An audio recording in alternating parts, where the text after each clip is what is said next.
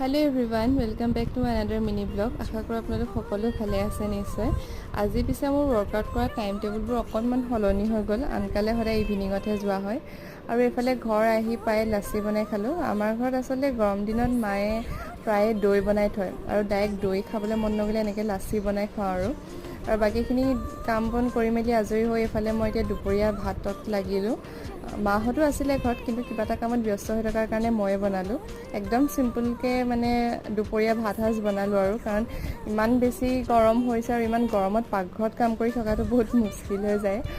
আৰু এতিয়া যিহেতু ভণ্টিহঁতৰো ছামাৰ ভেকেশ্যনৰ টাইম চলি আছে, সেইকাৰণে তাইৰ যিখিনি এক্সট্ৰা ক্লাছেছ থাকে গানৰ, ভায়লিন, গীটাৰ, এই ক্লাছখিনিলে মই অনা নিয়া কৰিছোঁ আৰু সদায় ক্লাছৰ পৰা ওলাই অহাৰ পাছত কিবা এটা খোৱাৰ ডিমাণ্ডটো থাকেই। আৰু এইফালে ঘৰ আহি পাওঁতেও সন্ধিয়াই হৈ গ'ল। ধূপ ধূনা দি মেলি আজৰি হওঁতে 7টা মানে বাজিলে। বাকী আজিলৈ আহিছোঁ, বাই।